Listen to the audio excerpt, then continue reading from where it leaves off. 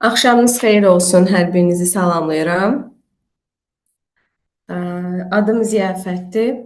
İlk öncə hər birinizi həftə sonu, daha doğrusu həftə içi ən son günü vaxtınızı bizə ayırdığınız üçün xüsusi minnətdarlığımı bildirirəm. Təşəkkür edirəm qoşulduğunuz üçün. Ə, Bir dənə zəhmət olmasa, mən bir dənə arxadan çox işıq gəlir. Ümid edirəm narahatlıq yaratmır. Məncə yox. Məncə yox. Mən burdan daha rahat görürəm. Məncə siz də məni daha yaxşı görürsüz. Ə, İlk öncə özümü təqdim edim.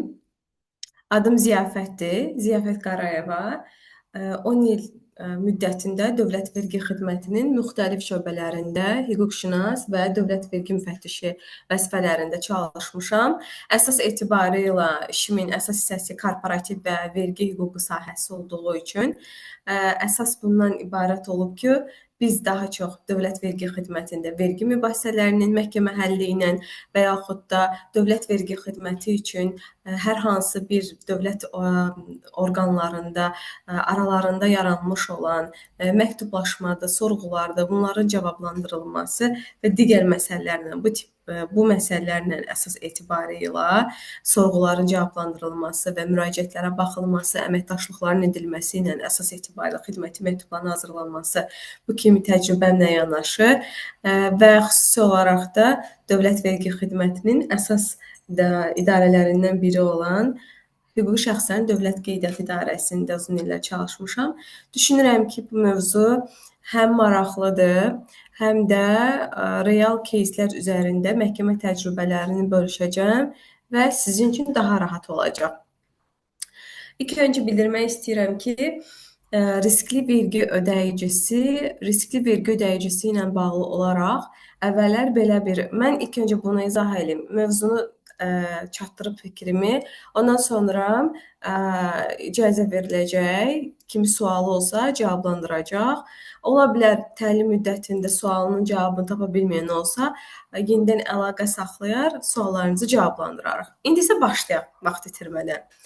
İlk öncə riskli vergi ödəyicisi anlayışı əslində bizim üçün nisbətən yeni bir anlayışdır. Çünki əvvəlki qanunvericilikdə buna bənzər hüquq münasibətləri yaransa da, amma heç bir zaman bunun tənzimlənməsi ilə bağlı olaraq, belə deyək, bir qanunvericilik aktı yox idi. Və bu 2020-ci ildə yanvar ayının 1-də, hansı ki bilirik ki, yanvar ayı vergi məcəlləsinə edilən dəyişiklik ayıdır.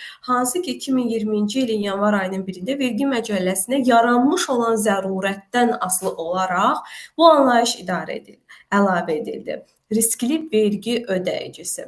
Riskli vergi ödəyicisi ilk öncə ad olaraq bizdə bir narahatlıq yarada bilər. Məsələn, mən sahibkar olaraq riskli vergi ödəyicisiyəmmi və yaxud da mənim kontragentim riskli vergi ödəyicisidirmi? Bu bizdə bir narahatlıq yaratsa da, əslində riskdə olmaq sənin birbaşa olaraq belə deyək, gələcəkdə potensial yarana biləcək ehtimallarla bağlı vergi xidmətinin belə deyək, sənə yaratmış olduğu məlumatdır, həm kontragentləri araşdırma baxımından, həm də ödəyici münasibətdəki özündə yaranmış olan bu nöqsanları aradan qaldır. Onun üçün riskli vergi ödəyicisi anlayışı əslində vergi qanunvericiliyinə əsasən həmin situasiyaya uyğun olaraq ödəyicinin dövlət vergi xidməti tərəfindən qabaqcadan xəbərdar edilməsi ilə bağlı olan bir tədbirdir. 2020-ci ilin əsas tarixi unutmayaq, 2020-ci ilin yanvar ayının 1-dən etibarən riskli vergi ödəyicisinə bağlı anlayış daxil edilmişdir. Biz riskli vergi ödəyicisi anlayışı ilə yanaşı əmtəsiz əməliyyat anlayışını bir-biri ilə əlaqəli şəkildə öyrənməliyik. Bu nə deməkdir? Ödəyici riskli vergi ödəyicisi hesab edildiyi kimi, onun aparmış olduğu əməliyyatlarda əmtəsiz əməliyyatın meyarlarını biz görə bilərik. Əmtəsiz əməliyyat desəz ki, əmtəsiz əməliyyat nə deməkdir Ziyafət xanım? Əmtəsiz əməliyyatın anlayışı vergi məcəlləsinin 13-cü maddəsində verilmişdir. Vergi məcəlləsinin 13-cü maddəsi vergi qanunvericiliyinin əsas anlayışlarını, izahının aydınlaşdırılması üçün əsas olan maddədir. Və 13-cü 4-cü maddədə qeyd edilir ki, əmtəəssiz əməliyyat dedikdə vergi nəzarəti tədbiri zamanı aşkarlanan, başqa əməliyyatı pərdələmək məqsədi ilə və bu cür məqsəd olmadan aparılan və faktiki olaraq mal, iş, xidməti təqdim etmədən mənfəət əldə etmək məqsədi ilə rəsmiləşdirilən əməliyyatdır. Vergi Məcəlləsinin 13-cü maddəsinin 2.81-ci yarım bəndinə baxsız, bu anlayışla tanış ola bilərsiniz. Yəni, bu maddəni biz əgər hissə-hissə bölsək ki, əmtəəssiz əməliyyatı başa düşək, bu o deməkdir ki, ödəyici hər hansı bir əməliyyatı icra edir. Yəni, hər hansı bir mal, iş, xidmət, məhsulun satışını həyata keçirir, xidmət satır, buna bənzər bir hərəkət edir. Lakin əslində onun niyyəti buradan sahibkarlıq məqsədi olmadan, sahibkarlıq fəaliyyətini icra eləmədən, məhz başqa digər bir əməliyyatı pərdələmək məqsədi ilə məhz həmin əməliyyatı aparırmışcasına bir şəkil yaradaraq, belə deyək də bir pərdə yaradaraq mənfəət əldə etməkdir. Və bu baxımdan bu tip əməliyyatlara əmtəəssiz əməliyyat deyilir. Hətta biraz da diqqətinizi xahiş edirəm cəmləyək.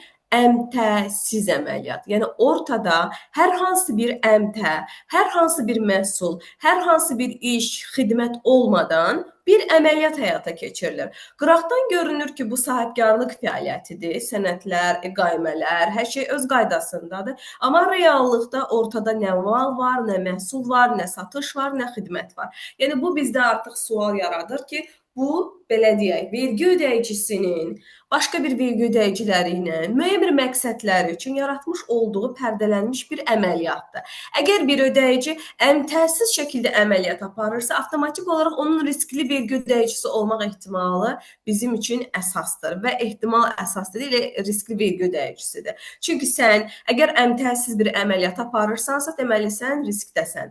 Artıq sən riskli vergi ödəyicisisən.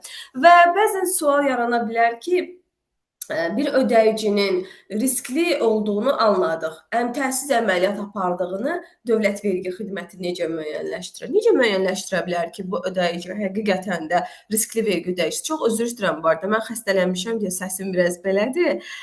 Üzürlüsən. Məsələ bundan ibarətdir ki, dövlət vergi xidməti tərəfindən hər hansı bir ödəyicinin əmtəəssiz əməliyyat apardığının müəyyən edilməsi vergi qanunvericiliyində vergi nəzarəti tədbirləri adlanan bir bölmə var. Hansı ki, məlumatlıyıqsa, məlumatlı deyilsə də deyim, səyyar yoxlamalar, kameral yoxlamalar, operativ vergi nəzarəti və buna bənzər olan vergi nəzarət tədbirləri vasitəsilə dövlət vergi xidmətinin müvafiq, belə deyək, əməkdaşları tərəfindən ərazi üzrə və yaxud da müvafiq ödəyicilər üzrə yoxlamalar həyata keçiriləndə həmin ödəyicilərin həqiqətən də belə deyək ki, həmin ödəyicilərin əslində ortada bir əmtə olmadan, ortada hər hansı bir mal, iş, xidməti həyata keçirtmədən məhz əmtəəssiz əməliyyat apardığı aşkar olunur. Yəni, Vergi Məcəlləsinin 13-cü maddəsində əsas tələbi bundan ibarətdir ki, həmin ödəyicinin deməli, vergi nəzarəti tədbirləri zamanı əmtəəssiz əməliyyat aparılacağı hissəsi bilinir. Bircə dəqiqə. Bu belə. Ondan sonra yaranmış olan bu real bir vəziyyətlə əlaqəli olaraq, deməli 2024-cü ildə 21 noyabr tarixində riskli vergi ödəyiciləri ilə bağlı olaraq qəbul edilmiş olan bu qanunvericilikdən yaranmış zərurətlərə əsasən dəyişiklik ehtiyacı yarandı. Belə ki, Vergi Məcəlləsinə edilmiş olan dəyişiklik və deməli riskli vergi ödəyiciləri ilə bağlı olaraq Nazirlər Kabineti tərəfindən qəbul edilmiş olan qərar nəticəsində məhkəmə mübahisələri yaranmağa başladı və ə, məhkəmə mübahisələri yarandıqdan sonra ortada artıq qanunvericilik tərəfindən tənzimləməli olan məsələlər ortalığa çıxdı. Bayaqlarda qeyd etdiyim kimi vergi məcəlləsində riskli vergi ödəyicisi var, təsiz əməliyyat var. Nazirlər Kabinetinin bununla bağlı olaraq qəbul edilmiş olan 265 nömrəli qərarı da var. Hansı ki, orada da göstərilir riskli vergi ödəyicisi nədir, riskli vergi ödəyicisinə bağlı əməliyyatlar nələrdir və s. Lakin məsələ bundan ibarətdir ki, həmin bundan əvvəl qəbul edilmiş olan Nazirlər Kabinetinin riskli vergi ödəyiciləri ilə bağlı olaraq qərarında ödəyicinin riskə hansı meyarlarla düşməsi var idi. Lakin ödəyicinin hansı əsaslarla vergi ödəyicisinin riskdən azad olunması ilə bağlı olaraq deməli, hansı deməli, amillərlə riskdən çıxarılmasının əsası göstərən hallar yox idi. Yəni, ödəyici riskə daxil olmasına bağlı əsaslar var idi, lakin ödəyici riskdən necə çıxar, riskdən azad olunmanın şərtləri və qaydası, prosesləri nələr idi, bu öz əksini tapmırdı. Və bunun üçün 2024-cü il 21 noyabr tarixində çox mühüm bir dəyişiklik edildi Nazirlər Kabinetinin qərarında və bu hal-hazırda aranızda əminəm ki, vəkillər də var və məhkəmə mübahisələri ilə tanışsınızsa və yaxud da bununla bağlı olaraq icraatınıza bir iş gələndə artıq o riskdən çıxarılma ilə bağlı meyarları da siz həmin situasiyada rastlaşacaqsınız. Belə ki, 2024-cü il 21 noyabr tarixində həmin deməli qəbul edilmiş olan qərarla dəyişiklik nəticəsində məsələ bundan ibarətdir ki, ödəyicinin riskə daxil olması ilə bağlı olaraq deməli, ödəyicinin riskli vergi ödəyicisi hesab edilməsi ilə bağlı olaraq əlavə olaraq meyarlar da var idi. Həmin meyarların sayı 5 saydaydı və həmin meyarlarda bir neçə tənzimləmələr də həyata keçirilərək o tənzimləmələrin sayı 3-ə endirilmişdi. Və həmin tənzimləmələr nəticəsində ödəyicilərin riskli vergi ödəyicisi hesab edilməsinin şərtləri daha da belə deyək, anlaşılan və başa düşülən olsun deyə daha sadə formaya salınmış və 3 əsas meyar müəyyənləşdirilmişdi. Əgər vaxtınız varsa, bir dəqiqə mən deməli həmin qərarı sizinlə paylaşmaq istəyirəm. Bir dəqiqə. 260. Belə daha rahat olacaq bizə başa düşmək. Ödəyicisi.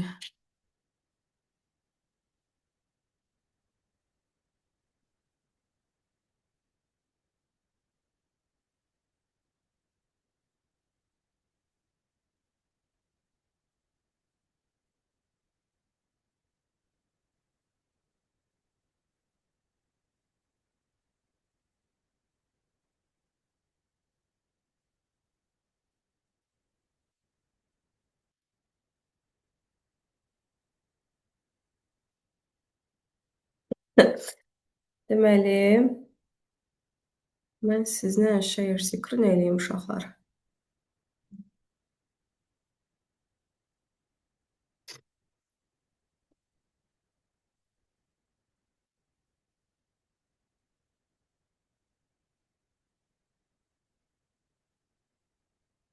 Aha.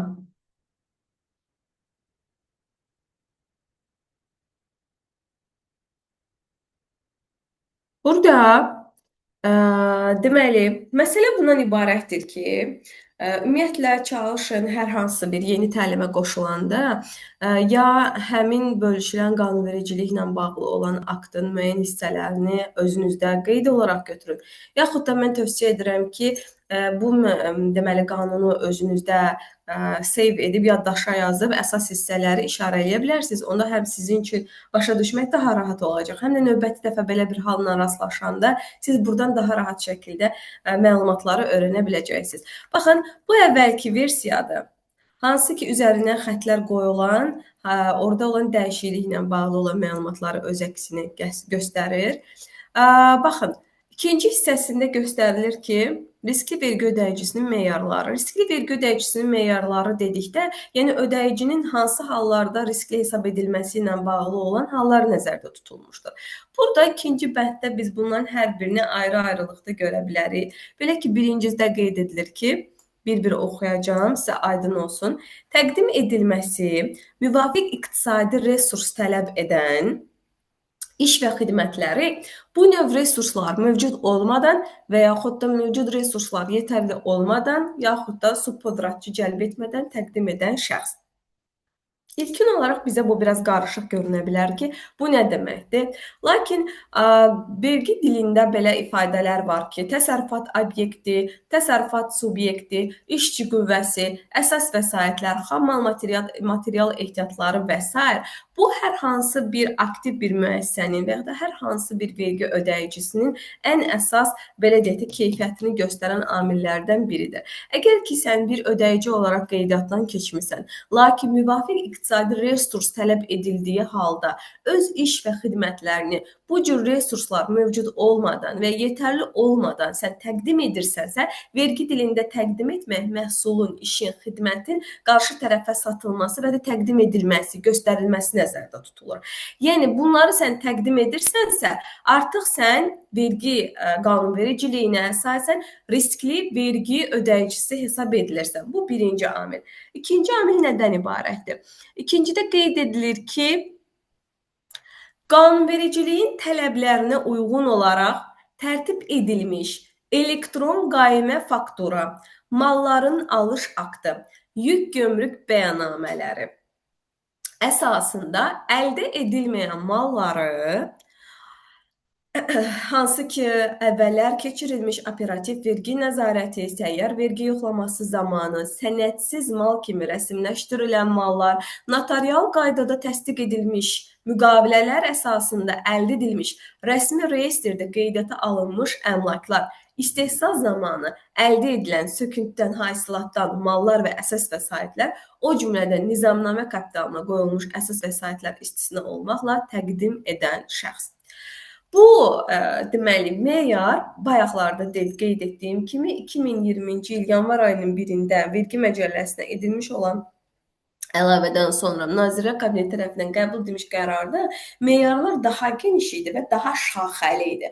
Hal-hazırda edilmiş olan dəyişikliklə bu meyarlar daha yığcanlaşdırılıbdır və sadəcə olaraq belə deyək, ikinci bənddə həmin o əvvəlki layihə, əvvəlki qərar formasında olan bəzi müddəalar ümumiləşdirilibdir.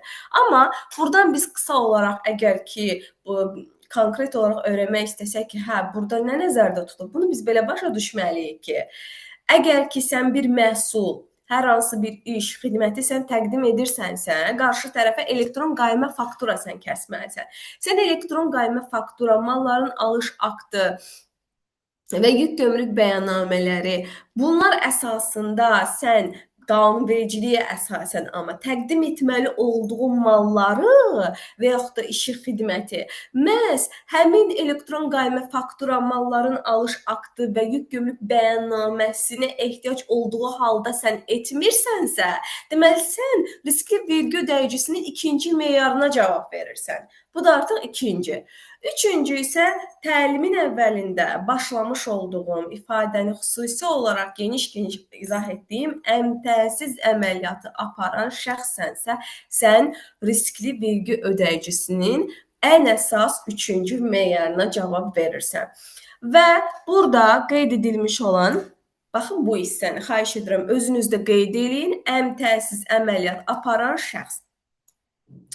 Bu hallar əsasında biz, deməli, Dövlət Vergi Xidməti tərəfindən ödəyici riskli vergi ödəyicisinin meyarlarına uyğun olaraq, konkret olaraq da meyar göstərilir həmin risk qərarında ki, bu meyara cavab verirsə, riskli vergi ödəyicisi hesab edilir. Yaxşı, bəs proses necə gedir?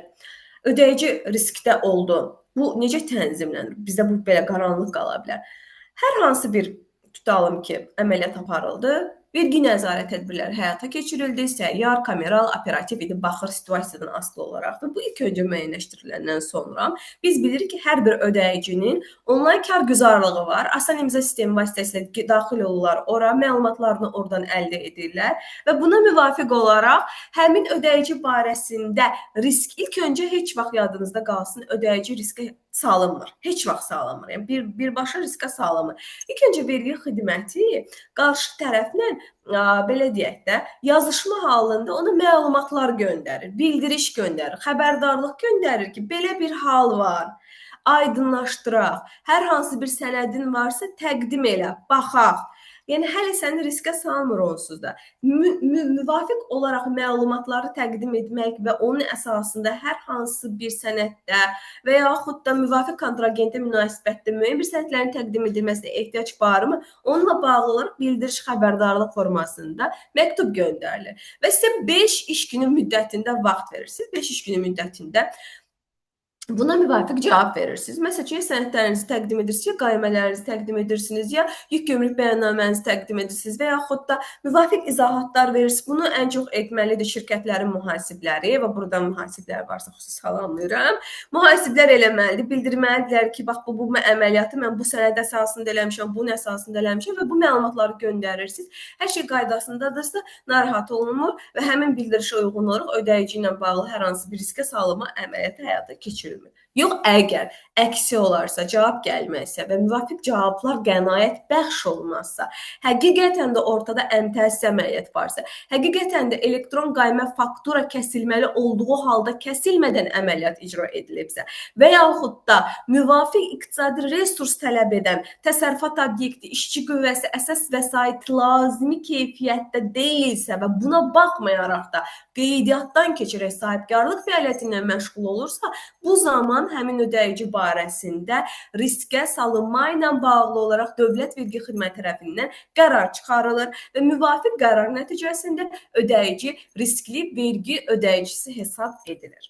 Yaxşı, bəs biz riskli vergi ödəyicisi olduq. Bizim aqibətimiz necə olacaq? Əlbəttə ki, əgər sən vergi ödəyicisi olaraq riskli ödəyici hesab olunursansa, səninlə əməliyyat aparan və gələcəkdə səninlə əməliyyat aparmaq potensialı olan ödəyicilərə bununla bağlı olaraq bir xəbərdarlıq məktubu gedir. Və sənin məsəl üçün əməliyyat aparacağın bir ödəyici artıq məlumatlı olur ki, sən riskdəsən. Çünki o səninlə əməliyyat aparanda o da avtomatik olaraq riskə düşə bilər. Bu təbii olaraq, ümumi olaraq götürsək bir ödəyici üçün, bir sahibkar üçün real bazarda belə deyək, onun riskə düşməyinin qarşısını ala bilməməyi onun bazarda öz mövqeyinin zəifləməsinə gətirib çıxardır. Onun güvəni sarsılır digər kontragentlər tərəfindən ki, deməli nəsə burada doğru olmayan bir şey var və təbii olaraq bu bir sahibkar üçün çox düşünürəm ki, uğurlu bir addım olmaz.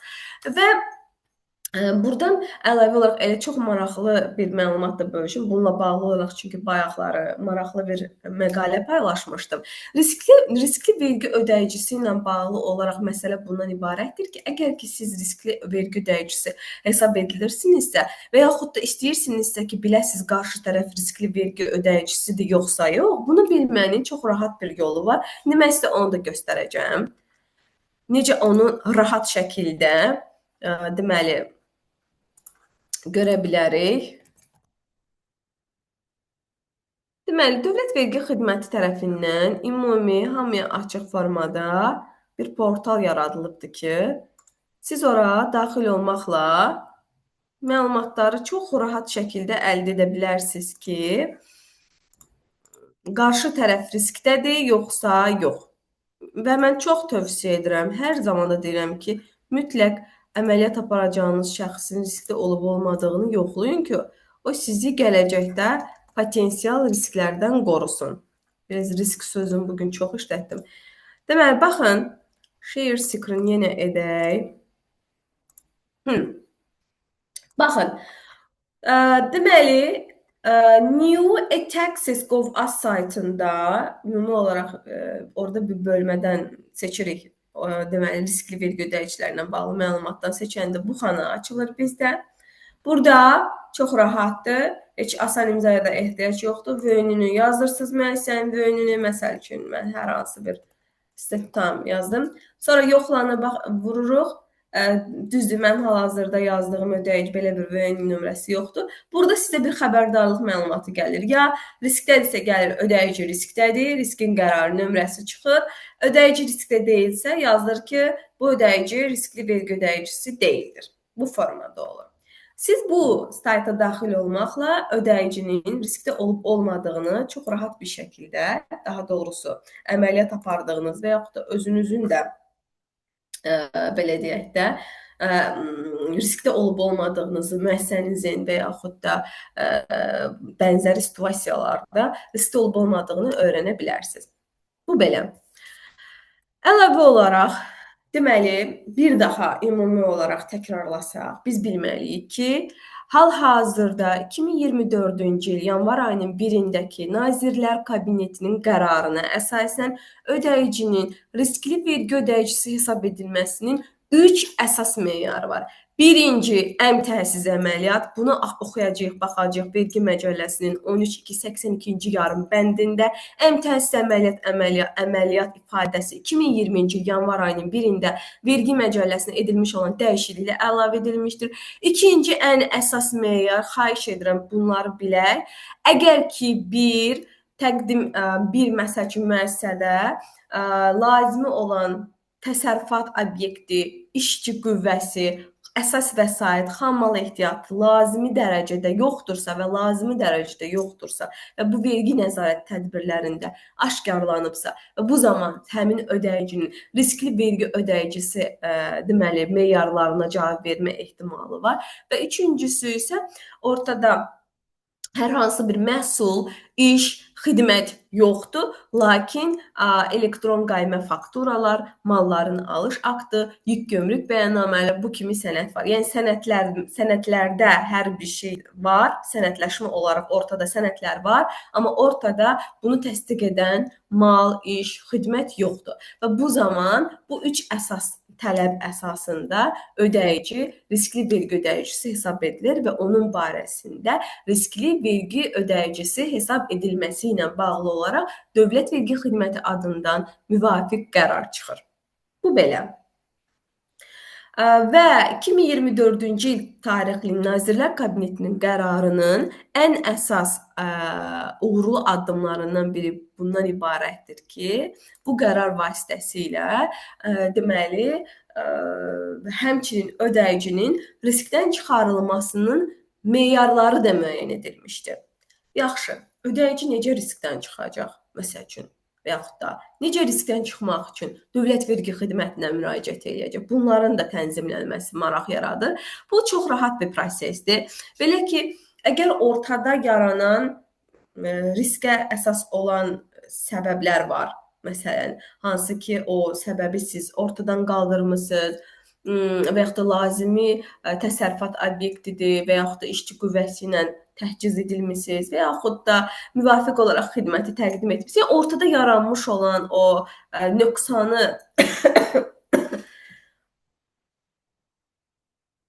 düzəldibsə ödəyici, bununla bağlı olaraq müvafiq düzəlişlə bağlı vergi xidmətinə rəsmi qaydada müraciət edir və rəsmi qaydada müraciəti Dövlət Vergi Xidməti tərəfindən qəbul edilir, araşdırılır, sənədlərə baxılır.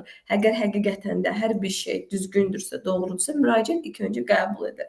Qəbul edildikdən sonra deməli həmin qərara əsasən 15 iş günü müddətində, bəzənsə əgər ki ehtiyac olarsa, əlavə araşdırmaya ehtiyac olarsa, əlavə bir 15 iş günü müddətində, yəni toplam 30 iş günü müddətində onun müraciətinə baxılır, araşdırılır. Əgər hər şey qaydasındadırsa, ödəyici riskli vergi ödəyicisi deməli qərarı ləğv edilir və həmin riskdən çıxarılır və ödəyici riskdən çıxarıldığına görə onunla bağlı olaraq sistemdə yaradılmış olan, ona müvafiq olaraq tənzimləmələrdə onun riskli vergi ödəyicisi hesab edilməsinə bağlı qeyd edilmiş olan o məlumatlar sistem üzərindən yenilənir və ödəyici artıq riskdən çıxarılmış olur. Və proseslə bağlı olaraq da rahat bir prosesdir. Hansı ki, mən praktikamda olubdur, müraciət edirik. Müraciət etdikdən sonra da çox rahat şəkildə hər şeyə baxılır, müraciətlər nəzərdə tutulur və müraciətə uyğun olaraq da deməli, siz riskdən çıxarılırsınız və riskdən çıxarıldıqdan sonra hər hansı bir məhdudiyyət nə varsa, bütün məhdudiyyətlər götürülür və rahat bir şəkildə sahibkarlıq fəaliyyətinə ödəyici qaldığı yerdən davam edir. Mənim bugün sizə İzah eləmək istədiyim bugünkü webinarımızın mövzusu riskli vergi ödəyicisi meyarları və riskli vergi ödəyicisi deməli meyarlarından çıxarılma ilə bağlıdır. Ümid edirəm ki, fikrimi sizə tam rahat şəkildə çatdıra bildim. Mövzumuz bu istiqamətdədir. Düşünürəm ki, əgər ki suallarınız varsa, hər hansı bir və yaxud da ola bilər izahımda sizə sual yaradan, qaranlıq qalan bir məqamlar varsa, müddətimizə var. Düşünürəm, var bir müddət, 15 dəqiqəmiz var, məncə çatdıra bilərik. Suallarınızı cavablandırmağa hazıram. Zəhmət olmasa, kim sualı varsa, əl qaldırmaq işarəsi var. Aşağıda reactionlar hissəsindən əl qaldırma işarəsini vursun və ona uyğun olaraq da sualını soruşsun. Nərmin xanım, buyurun. Eşidirəm sizi. Axşamınız xeyir. Bir daha. Axşamınız xeyir, axşamınız xeyir. Bu mal satışı ilə bağlı başa düşdüm, amma əgər xidmət sektorudursa, məsəl üçün, tutaq ki, işçilər var, fəhlə kimi işlədir, xidmət göstərir də, yəni bu Aha. xam malı özü almır indi, tikinti əşyalarını özü almır, sadəcə işçi qüvvəsini işlədir. Bu halda ola bilər ki, də, məsələn, işi görməmiş qaiməni göndərir, bu gözə görünmür axı. Bunu vergi necə təyin edəcək? Deməli, bununla bağlı olaraq xidmət sektoru digər sektorlardan nisbətən fərqli bir sektordur. Lakin riskli vergi ödəyicisinin müəyyən edilməsi vergi nəzarət tədbirləri çərçivəsində olduğu üçün biz bəzən elə bilir, bəzən sahibkar tərəfindən düşünəndə deyirik ki, necə müəyyən edilə bilər? Yox, vergi nəzarət tədbirində həmin ortada hər hansı bir nöqsan varsa aşkarlanır və ona uyğun olaraq da ödəyicinin riskli vergi ödəyicisi hesab edilməsi ilə bağlı olaraq müvafiq qərar qəbul edilir. Yəni onun xidmət sektorunda olması onun riskli vergi ödəyicisi hesab edilməyəcəyi mənasına gəlmir. Aydındır, çox sağ olun. Bəs tutaq ki, biz tutaq ki, riskli vergi ödəyicisi bildirişini aldıq. İndi bundan çıxmağa çalışırıq. Bu sorğu mu göndəririk, ərizəmi yazır, lazımi sənədləri topladıqdan sonra məktub yazırıq vergiyə. Belə həll Bəli, olunur məsələn. bəli. Müraciət edirsiniz, müraciətinizə baxılır və ona uyğun olaraq da hərəkət keçirilir. Yəni fiziki getməyə ehtiyac yoxdur da, bu kargüzarlıqdan məktub yazmaqla həll Bəli, olunmalı olar. Oldu. məsələn. Çox sağ olun. Çox sağ olun. Buyurun. Xoşdur. Sonra Aytaç xanım, buyurun Aytaç xanım. Axşamınız xeyir bir daha. İlk öncə təşəkkür edirəm çox faydalı seminarınız üçün. Bir sualım var idi ki, məsələn, hüquqi şəxsin müəyyən sayda işçiləri var da 10-15 dənə, amma təsərrüfat obyekt yoxdur qeydiyyatda. Onda da bu səbəb ola bilər riskli vergi ödəyicisi siyahısına düşməyə. Sual birinci yaranır ki, niyə obyekti yoxdur? Demək Rəsmi istəyirsə şəkildə deyil. icarəyə obyekti məsələn rəsmi müqavilə falan bağlamayıb da eləcə. Qulağımızı yumuruq, sizi də eşitmirik, rahat deyil. Obyekt olmadan necə onu qeydiyyatdan keçirdiniz Aytaç xanım? Yox, ümumiyyətlə yəni nə obyektdə rəsmi müqavilə bağlanmayıbdı, nə də yəni qeydiyyata qoyulmayıb da həmin obyekt. Onda da amma işçiləri var da, əmək müqaviləsi bağlayıbdı, məsələn 10-15 dənə işçi ilə. Onda O, bu da səbəb. bir daha deyirəm, meyarların əsas tələbində var ki, əgər ki sizin təsərrüfat obyektiniz, işçi qüvvəniz əlavə olaraq müəyyən xammal ehtiyatınız anbarınızda müəyyən bir belə deyək də məhsul olmalı olduğu halda yoxdursa, bəli, əlbəttə ki, riskə salınma ehtimalı var. Başa düşdüm. Təşəkkür edirəm. Buyurun. Sanırım Elməddin bəy əl qaldırmışdı. Sırayla gedək. Aha, eşidirəm Elməddin bəy. Buyurun. Axşamınız xeyir olsun. Axşamınız xeyir. Ziyafət xanım. Demək, sualım necədir? Fiziki şəxsdir, ona yaxın işçisi var. Fəaliyyət sferası xidmətdir. Amma göstərdiyi iş mal tərkibidir də, elə bil təmir xidmətidir. Həmin o mal kimi görür vergi. Mən vergiyə məktub yazmışam. Məktubda müqaviləni, görülmüş işin təhvil təslim aktını əlavə etmişəm. 3 aydan artıqdır ki, yəni baxılır, hələ də nəticə yoxdur. Amma o siz dediyiniz bölmə var ya, hal-hazırdakı hissədən ki, vöyünü yazıram, riskli vergi ödəyicisi deyil. Çıxarılıb artıq riskdən. Yox, ümumiyyətlə riskli olmayıb. Sadəcə o bildiriş Hə, gəlib məktub. hə, Məktuba hə. uyğun olaraq bu adamın demək olar ki, obyekti yoxdur da bu adam xidmət göstərir. Tamam, əla. Riskdə Fəaliyyət deyilsə daha yaxşıdır. fəaliyyət sahəsi də yəni xidmətdir da, yəni orada obyektə ehtiyac yoxdur. Tamam, hə. Amma yenə təkrar yenə ikinci qayməni göndərəndə yenə eyni vəziyyətdir. Yenə riskli belə bildirişi gəlir. Yəni indi yenə ona təhvil təslim aktı müqavilə əleyhə edib göndərməliyik, yoxsa birinci ilə kifayətlənirlər? Aha. Gəlin belə bir şey eləyək. Mən Elməddin bəyin elə sualın əsası deyim. Burada çoxlu suallar olanlar var. Sualları qısa konkret deyək. Bir sual, çalışın, xahiş edirəm hamı bir sual soruşsun ki, hamıya çatsın. Elməddin bəy, sizin sualınızı cavablandırım. Mütləq siz Bəli. bununla bağlı olaraq onlayn kargüzarlıqdan daxil olub məktub yazın. Mütləq məktub yazın. Yox, Çünki yazmışam. yenə yazın. Çünki bildirişin gəlməyi o deməkdir ki, sizə məlumat göndərilir. Əks halda lazımi sənədləri təqdim etməsəniz riskə salına bilər. Yaxşı, mütləq Yəni məlumatlar. müqavilənin yenə də təhvil təslim aktını əlavə eləyib göndərəcəyəm. Yəni təzə gəlib, dünən gəlibdi. Lap yaxşı. Yəni 5 gün ərzində cavab Nə demək, göndərin. göndərin. İndi növbəti suala keçək, xahiş edirəm. Təşəkkür edirəm, çox sağ olun, minnətdaram. Cavab yazın, göndərin. Sonra Nərgiz xanım, buyurun.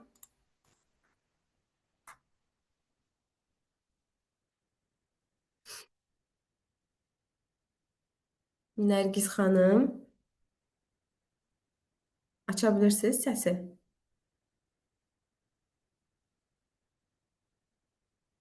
Aça bilməsə Cavad bəy. Onu da bir dənə bağışlayın.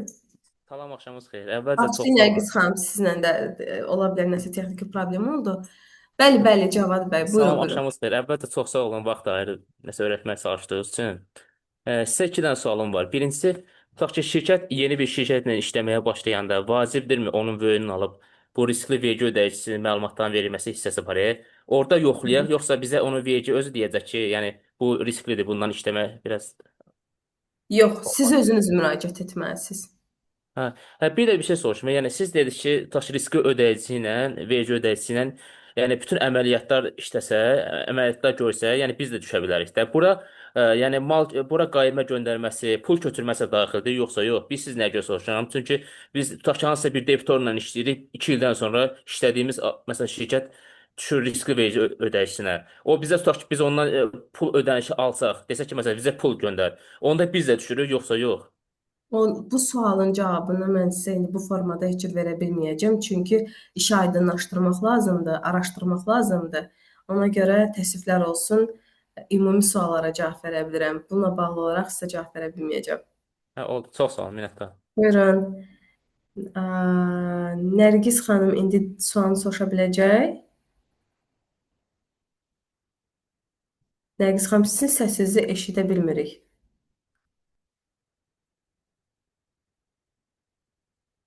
Səsiniz gəlmir.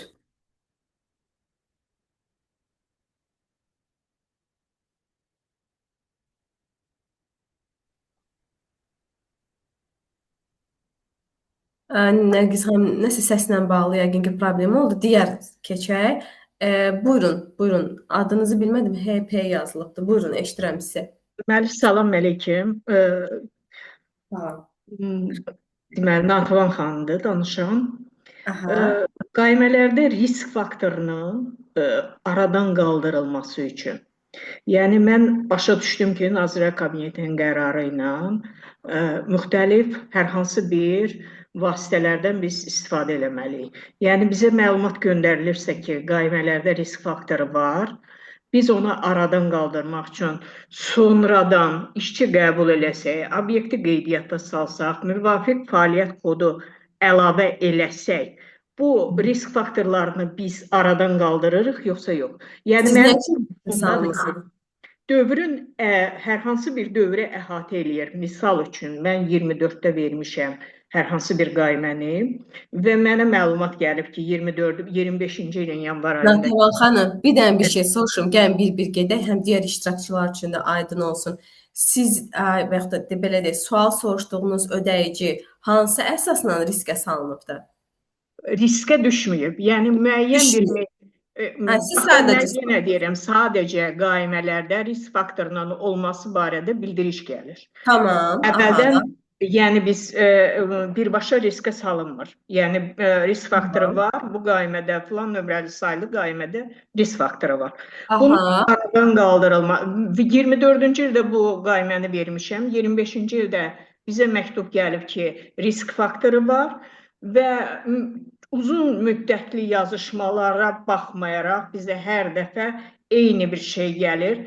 Lakin mən indi sizin bu məlumatlardan belə anladım ki, əlavə işçi qüvvəsi cəlb eləməklə və yaxud obyekt kodu almaqla və yaxud da ki, hər hansı bir baza yaratmaqla, maddi-texniki bazanın yaradılması ilə mən o risk faktorlarını aradan qaldıracağam qaimələrdə. Bu Tamam. köhnə dövrə aid oluna bilər. Yəni bu dövrdə məndə qaimələr mən təqdim eləmişəm. Amma yeni dövrdən, yəni bu aydan mən işçini götürdüm, mənim işçi sayımın miqdarı artdı və o dövrdə ki risk görünmüşdü, onlar aradan qalxacaq yoxsa yox? Baxın, gəlin belə bir şey deyim sizə. Tam aydın olacaq sizə. Qərar çıxanda Su kvadratçı, baş podratçı. aydındır. Nə soruşduğunuz mən başa düşdüm. Məsələ bundan ibarətdir ki, risk qərarı çıxarılanda yadınızda qalsın. Həm Natəvan xanımın sualına, həm ümumiyyətlə digər iştirakçılar üçün də deyim. Risk qərarı çıxarılanda orada konkret olaraq dövr göstərilir. Yəni ümumi çıxarılmır. Konkret olaraq göstərilir ki, filan vaxtdakı filan əməliyyata görə və yaxud da Ziyafət xanım, mən çox filan üzr dövrə istəyirəm. qədər olan bir dənə fikrimi çatdırım Natəvan xanım. Həmin müddət arasında olan əməliyyata görə və yaxud da bu əməliyyat əsasında sən riskli vergi ödəyicisi hesab edilmisən. Sizin sualınıza cavab olaraq da bunu demək istəyirəm ki, bu elə bir haldır ki, ödəyicinin riskli hesab edilməsi o vergi nəzarəti tədbiri nəticəsində müəyyən edilir. O tədbir nəticəsində yoxlama zamanı həmin dövrdə hər hansı bir nöqsan varsa, siz o nöqsanı onsuz da indi düzəltməlisiniz. Təbii olaraq düzəltməyiniz belə deyək, bu bildiriş gələndə siz məktubla yazsaz ki, mən düzəltmişəm, əlbəttə ki, sizin xeyrinizə olacaq. Yəni sizi onun əsasında riskə salmayacaqlar. Amma düzəltməlisiniz. İndidən düzəldin. Yəni mənim hər hansı bir nə operativ, nə sadəcə məlumat xarakterli gəlib ki, filan nömrəli qaimədə risk faktoru var. Və mən buna müvafiq olaraq hər hansı bir tədbiri yerinə yetirsəm, bunun qarşısını ala bilirəm. Bəli, əlbəttə. Elə mahiyyət də bundan ibarətdir. Elə qərarın da mahiyyəti bundan ibarətdir ki, birdən-birə gəlib sizi riskə salmırlar. Ona görə hər dəfə mən deyirəm ki, təlimlərdə mütləq qaydada onlayn kargüzarlığınızı yoxlayın. Mütləq qaydada gələn və vergidən gələn məktubları yoxlayın. Çünki ora gələn bildiriş o deməkdir ki, belə bir hal var, bunu həll elə. Bizə bir məktub yaz, bizə bir məlumat ver ki, biz bilək ki, ortada bu problem var və bu problemi biz həll etməyimizə kömək elə. Əslində bu vergi xidmətinin vergi ödəyicisi üçün yaratmış olduğu bir üstünlükdür. Ona görə Natəvan xanım, siz müvafiq sənədləri, müvafiq məlumatları düzgün şəkildə və düzgün PDF formasını əlavə edib vergi xidmətinə göndərin ki, siz hər hansı bir gələcəkdə problem yaşamayasınız. Oldu, çox minnətdaram sizə. Sağ olun. Buyurun, xoş geldiniz Natəvan xanım. Buyurun, növbəti Nərgiz xanım, nəhayət Nərgiz xanımın səsini eşidə biləcək məncə. Sağ olun. Xeyr, öncə çox minnətdaram. Vaxt ayırırsınız, təşkil edirsiniz. Çox olsun, çox istəyirik. Zəhmət olmasa deyərdim. Mən iki şirkətin mühasibiyəm və iki şirkətdə bir-birinin alverini təşkil edirlər həmçinin. Və elə bir hal olub ki, səhvən bir şirkətdən digərinə mal qaiməsini satmamışam, amma o birisindən onu qarşı tərəfə satmışam. Belə deyil, mənim ambarımda mal yox idi, amma mən artıq satmışam bu malı. Bu məsələni mən açmışam, hardasa 10 gün sonra məlum olub ki, ambarımda olmadan satmışam və bərpa eləmişəm, qaiməni təşkil etmişəm iki şirkət arasında. Səyyar vergi bunu nə qədər çoxdur şansı ki, bunu aşkar etsin və riskliyə salsın? Nərgiz xanım, birincisi siz ortada yaranmış olan bir problemi düzəltmisiniz. Danışığınızdan mən belə başa düşdüm ki, həll eləmisiniz. Sadəcə olaraq bu nə ola bilər? Sizi gələcəkdə hansı riski gözləyir? Səyyar yoxlamanın, ümumiyyətlə səyyar bir dəfə əgər ki, burada iştirakçılara bildirim bu arada, əgər sizin üçün vergi nəzarət tədbirləri mövzusu maraqlıdırsa, mən bir dəfə də sizin üçün vergi nəzarət tədbirləri ilə bağlı webinar təşkil edərik ki, orada daha yaxşı izah edərəm ki, səyyar nə vaxt olur. Səyyar vergi yoxlanılması hər ödəyiciyə münasibətdə olmur və yaxud da hər an gözlənilən bir hal olmur. Sizin situasiyanızda bu aşkarlana bilər maksimum operativdə, maksimum kameral yoxlama zamanı aşkarlana bilər. Aşkarlananda da yenə deyirəm, sizə bir məktub gələcək, hər hansı bir məlumatlandırılma ilə bağlı olaraq ki, bununla bağlı olan nöqsanı düzəlt. Siz ona müvafiq olaraq yanlış etdiyinizi və müvafiq bir əməliyyat aparmadığınızı və ya bərpa etdiyinizi göstərəndə, o nöqsanla bağlı olan sənədi təqdim edəndə onlayn kargüzarlığa uyğun olaraq vergi xidmətinə göndərəndə problem həll olacaq. Yəni bu ortada siz onsuz da bir məhsulu satmadan sənəd düzəltmisiniz də, belə deyək də doğru dildə və bunu da sonra öz əvvəlki vəziyyətinə bərpa eləmisiniz. Narahat olmayın. Teşekkür ederim. Narahat olmayın, yaxşı. Amma mütləq bunu öz ki, etdiyiniz hər bir şey, məlumatlarını, dokumentləri saxlayın ki, bununla bağlı olan gələcəkdə bir problem yaransa ki, sual yaransa, siz artıq hazırlıqlı olub məktubla cavablandırasınız ki, mən bunu eləmişdim, bu qayməni səhv vurmuşdum, indi də düzəltmişəm. Bu sənədlərinizi saxlayın. Qayımı vurmamışdım. Yəni satmamışdım vaxtında, sonradan satmışam. Sonradan eləmişəm. Yəni hər hansı bir sənədsə onları saxlayın. Nəsə olanda ətraflı izahla göstərəcəksiniz. Hamısı nəzərə alınır. Narahat olmayın yəni buna görə. Teşekkür ederim. Minnətdarım. Buyurun, xoşdur. Rahim bəy Səməndərov. Buyurun. Salam Ziyafət xanım. Mən də təşəkkür edirəm. Salam. Bu webinarı təşkil edəcəyinizə qədər təşəkkür edirəm. Bir sualım var, elə bir buna bənzər bir sual verildi. Biz işi görən zaman yoxladıq ki, tutaq ki, bu riskli deyil də. Amma bir müddət işləyəndən sonra o debitor kreditor məsələləri əmələ gələndən sonra riskə düşdü qarşı təşkilat. Hə. Onun bizə bir nəsə aidiyyatı var? Belə deyim, çox qəşəng sualdır, çox maraqlı sualdır. Bununla bağlı olaraq ən çox məhkəmədə mübahisələr olur. Mənim elə ən çox deməli məhkəmə işlərində tərəf olduğum işlərdən biri buydu. Hansı ki, sonradan bilinir. Sizə ödəyici olaraq düşən sübut etməli olduğunuz budur ki, siz həmin əməliyyatı aparanda ödəyicinin riskdə olub-olmadığını bilin. O yox idi, riskdə deyildi. Bunu əlinizdə əsasınız varsa, sübutunuz varsa, lazım sənədləriniz varsa, narahat olmayın. Siz riskə düşməyəcəksiniz.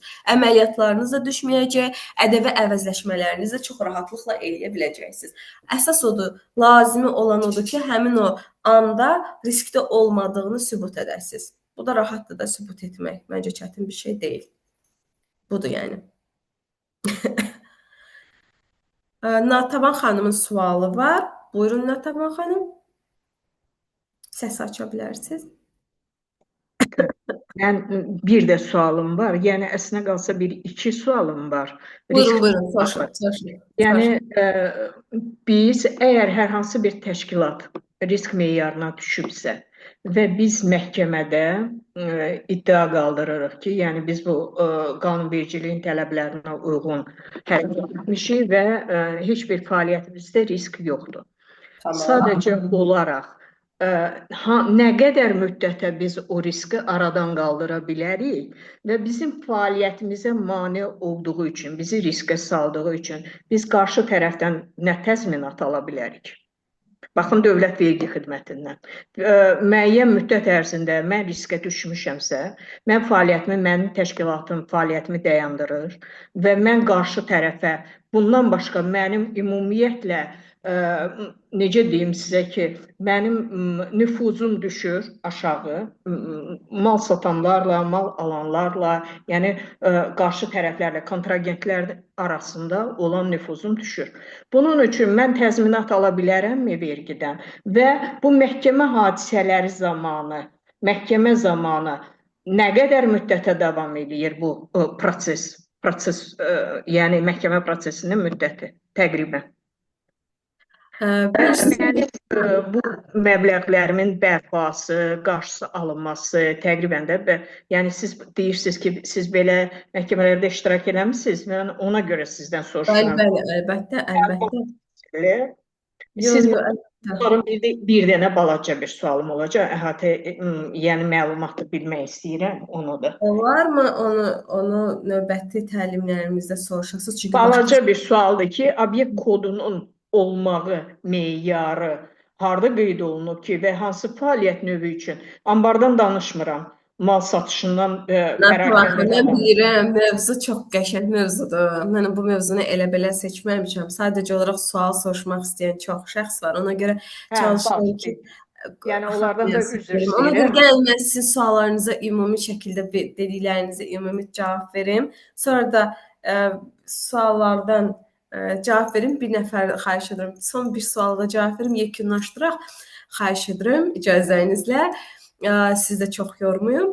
Natava xanım, sizin dediyiniz hala münasibətdə bunu deyim ki, məhkəmə mübahisələri ilə bağlı olaraq inzibati məsələlər qanunvericiliyə əsasən konkret olaraq müddət nəzərdə tutulmamışdı. Amma praktik olaraq desəz, ən azı bu işlər mübahisə olaraq 9 ay, 1 il, bəzən 1 il, 2 ay falan müddətində çəkir. Bu belə. Təbii olaraq siz məhkəmədə bu halı mübahisələndirə bilərsiniz. Əsas olaraq göstərə bilərsiniz ki, əməliyyat aparanda qarşı tərəfin riskli olduğunu bilmirdiniz və yaxud da ümumiyyətlə riskli deyildi. Əməliyyat aparanda ödəyici heç ümumiyyətlə riskdə deyildi.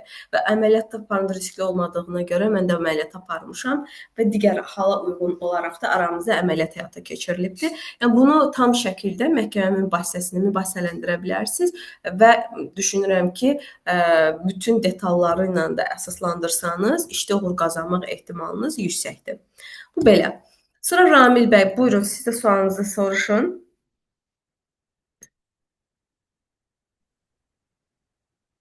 Bəli. Salam Zəfət xanım, hər vaxtınız xeyir olsun. Salam. Axşamınız xeyir. Buyurun, eşidirəm sizi. Sualım var idi, qısa və net. Bir dənə sual verim. Bir MMZ riskiyə düşərsə və sonra riskdən çıxarsa, sonrakı dövrdə bu göstərdiyiniz saytda bu həmin vergi ödəyicisinin riskiyə düşdüyü barədə məlumat qeyd olunur, yoxsa yox? Yox, heç nə. Silinir. Hamısı silinir. Axı bayaq da dedim, hər şey yenilənir. Yəni yaşıl formasında olur. Ona görə bütün məlumatlar təzələnir. Ona görə heç narahat olmayın. Heç kəs də bilməyəcək ki, ödəyici riskdə olub olmayıbdı. Əvvəlki sayt forması, əvvəlki yenilənmə oldu New Taxis'də. Əvvəlki hamı formada məlumatlar qalırdı, amma hal-hazırda yoxdur. Oldu, təşəkkür edirəm, sağ olun. Buyurun. Xoşdur. Nərgiz xanım, buyurun, sizin də sualınızı eşidək, artıq yekunlaşdıraq.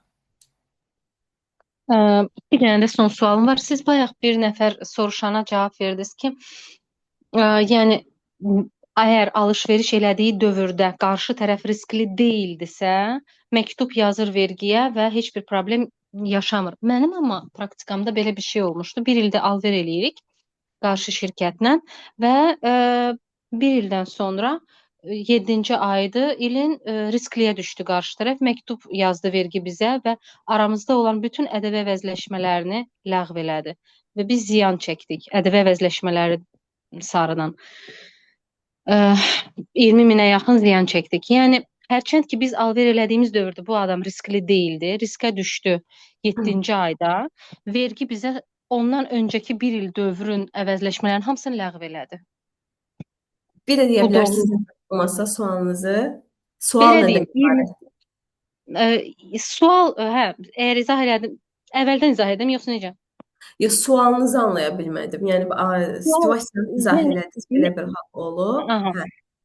Yəni, bundan öncə mən belə başa düşdüm, sizin digər şəxsə izah elədiyiniz budur ki, əgər alver elədiyin dövrdə riskli deyildi, növbəti ayda riskliyə düşdüsə, ondan sonra alver eləsən problemdir.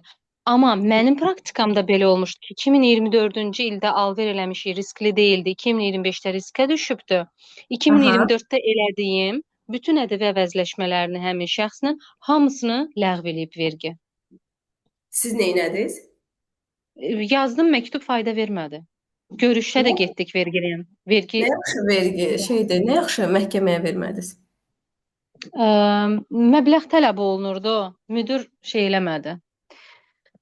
Vergi ilə başa düşdük. Baxın, gəlin belə bir şey deyək. Mən düşünürəm ki, mən özüm belə deyək, həm iqtisadçıyam, həm də hüquqşünasam. Amma düşünürəm ki, hüquqşünas olaraq hal-hazırda danışıram. Əgər ki ortada düşünürsünüzsə ki, bir mübahisə var və düşünürsünüzsə ki, burada siz haqlısınız və düşünürsünüzsə ki, burada bu forma olmamalıdır. Bunun iki qaydası var. Bu ümumiyyətlə olaraq, ümumi məlumat üçün deyirəm. Bir mübahisələndirə bilərsiniz inzibati qaydada, bir mübahisələndirə bilərsiniz məhkəmə qaydasını. İnzibati qaydada o deməkdir ki, inzibati orqan da bunu mübahisələndirirsiniz. Orada qənaətbəxş cavab ala bilmirsinizsə, siz bu zaman mübahisələndirirsiniz inzibati işlər üzrə məhkəmədə. Buna da baxır Bakı ərazisi üzrə, deməli, inzibati məhkəmə baxır, Bakı şəhəri üzrə inzibati məhkəməmiz baxır. Ora müraciət edirsiniz və ona uyğun olaraq da sənədlərinizi, sübutlarınızı, əlinizdə olan əsasları, əlavə olaraq belə deyək, prosesi aparandakı o qaymələri və s. bu kimi sənədlərin hər birini təqdim edirsiniz. Hakim tərəfindən işə baxılır və ona uyğun olaraq da qərar verilir. O üçün düşünürəm ki, yəni əgər ki siz dediyiniz halda, çünki mən siz dediyiniz hala əsasən mən sizin dediyiniz əsasında bilirəm, ümumi məlumat əsasında deyirəm ki, əgər ki bu formada olanda siz bunun düşünürəm ki, arxasından düşüb yetər qədər mübahisələndirməliydiniz. Mübahisələndirməliydiniz əgər həqiqətən də həmin dövrdə əməliyyat aparanda tərəf riskdə deyildisə və sonradan bu proses baş veribsə, bu zaman siz məhkəmə perspektivini yoxlamalıydınız. Növbəti dəfələrdə yadınızda qalsın, bunu tövsiyə edirəm. Mütləq məhkəmədə hüququnuzu tələb eləyin, yəni. Çox sağ olun. Buyurun. Xoşda. Reynat bəy, siz də soruşduraq, xahiş edirəm. Aha, buyurun, buyurun. Buyurun, Reynat. Düzdür değil mi adınızı? Axşamınız xeyir. Axşamınız xeyir. Reynat bəyin də sualından sonra yekunlaşdırırıq. Xahiş edirəm. Mən sualım belə olacaq ki, yəni Buyurun. o riskli vergi ödəyicinə düşən vergi ödəyicisi əgər vergiyə müraciət edib və şikayətinə baxılmayıbsa, məhkəməyə hansı müddətdə müraciət edə bilər? Yəni onun müddəti varmı? Ümumiyyətlə bu ümumi hüquqi bir sualdır. İnzibati mübahisə ilə bağlı olduğu üçün siz bir ay ərzində məhkəmə qaydasında bunu mübahisələndirə bilərsiniz. Qərarı əldə etdiyiniz andan bir ay, 30 gün müddətində, belə deyək. Yəni üstündən deyək ki, bir il keçib sonradan müraciət eləmək olmaz? Təbii, əgər ki, bir il müddət keçibsə və əlinizdə əsaslar varsa ki, nə üçün o müddəti ötürmüsünüz, buna iddianın mümkün Yəni şey. hər dəfəsində imtina gəlib də vergidən qəbul eləməyiblər. Əlinizdə bunu əsaslandıran sənədlər varsa, bəli, verə bilərsiniz. Bu zaman məhkəmədə artıq iddianın mümkünlüyü ilə bağlı olaraq müraciət edirsiniz ki, mən bu müddəti əslində məndən asılı olmayan səbəbə görə ötürmüşəm. Bu zaman bəli, baxılır və sizin müraciətinizə əsas etibarilə yenidən həmin o bir aylıq müddət əsasında baxılıb yenidən icraata götürülür. Narahat olmayın. Təşəkkür edirəm. Çox sağ olun. Buyurun. Çox təşəkkür edirəm hər birinizə qoşulduğunuz üçün. Həftənin 5-ci günü məncə ən yorğun olduğumuz günlərdən biridir. Amma bu vaxtı, bu saatınızı mənə ayırdığınız üçün, interaktiv formada qoşulduğunuz üçün, ürəklər göndərdiyiniz üçün çox sağ olun. Təşəkkür edirəm. Çox xoşdur. Ümid edirəm ki, biliklərimi, bacarıqlarımı sizə ötürə bildim. Növbəti maraqlı təlimlərimizdə, əgər ki, vergi nəzarəti və digər mövzular sizə maraqlıdırsa, xahiş edirəm, bildirərsiniz. Maraqlı bir təlimlə yenidən sizinlə qarşılaşmaq istəyərəm, suallarınızı cavablamaq istəyərəm. Çox xoşdur, özünüzə yaxşı baxın, gününüz xoş olsun, sizə xoş həftə sonları arzulayıram. Belə.